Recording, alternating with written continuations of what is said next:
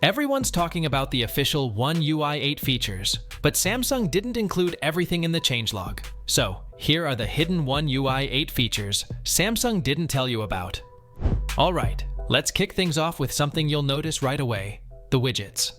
The Now Brief widget is now fully resizable, so you can expand it to show more detail or shrink it down to save space.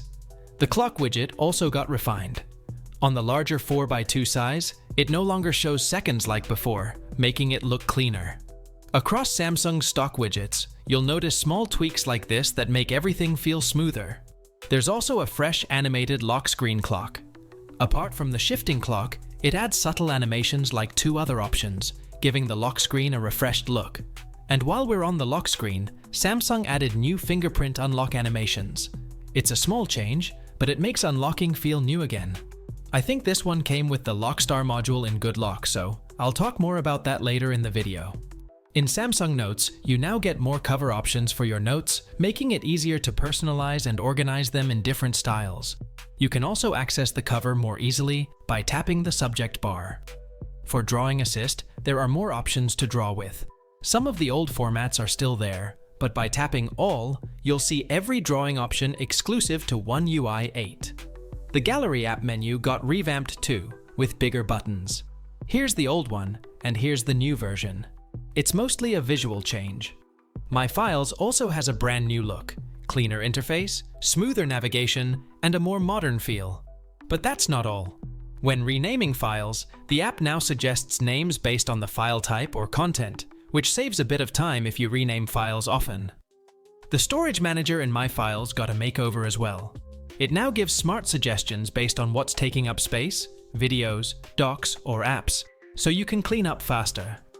Duplicate and large files are now permanently shown under the storage graph for easy access. The notifications section also got an update with 3 options. First, the notification pop-up style. The whole section now looks more minimal. Second, you can choose whether to show the content of notifications before unlocking your phone. And third, there's a new sort and filter option. You can sort by time or priority, then filter them in 3 ways. Try that out. Now Brief Now has an audio brief option. Instead of just reading updates, your phone can now read them out loud, like your own daily digest. If you use Galaxy Buds, you'll love this. You can now customize listening modes per app. For example, turn on noise cancellation for videos and ambient sound for games. It's app-specific and super handy. And there's a new shortcut too. Long press the volume slider in quick settings, and you'll get instant buds controls without opening the wearable app. The camera control menu also got a small refresh. The toggles are now slightly larger and easier to tap, but not everywhere. Some parts still keep the old layout, so it feels like Samsung's testing this new design gradually. On the security side, there's a new option called Advanced Protection. You can find it under Google Services, All Services, then Personal and Device Safety. It safeguards your device in multiple ways, and you can explore all the details right there. In Advanced Features, there's also a new back swipe preview option in Labs. When you swipe back, you'll see a subtle preview of the previous screen. Another nice hidden touch. We're about halfway through the hidden features list, and I just want to take a moment to thank everyone, because we've just passed 5,000 subscribers. If you haven't subscribed yet, now's the perfect time to join in and support the journey ahead. Now let's move on to the Good Lock app updates. Home Up brings big refinements to gesture animations, with a lot more settings to tweak. The first new feature, called Use Settings Dialog on Home Screen, lets you apply Home Up options in 3 ways, without even opening the app. You can access it from the settings pop-up, right on the home screen, from the 3-dot menu on the search bar in the app drawer, or from the top right menu in Recent Apps to tweak the task changer. That's not all. There's now an option to hide the page indicator, so those dots only appear when you swipe between pages. And the best part, you can now customize app open animations just like the home screen ones. Slide through the wheel to find your favorite style, and even set the animation speed to instantaneous if you want that super snappy feel.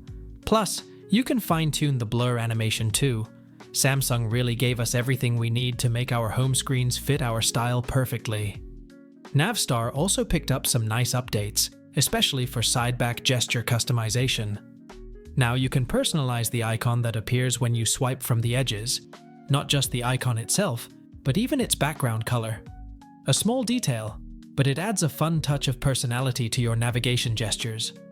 Routines Plus now ties in nicely with Now Brief, letting you set quick, just-in routines, like reminders or tasks that show up directly in Now Brief.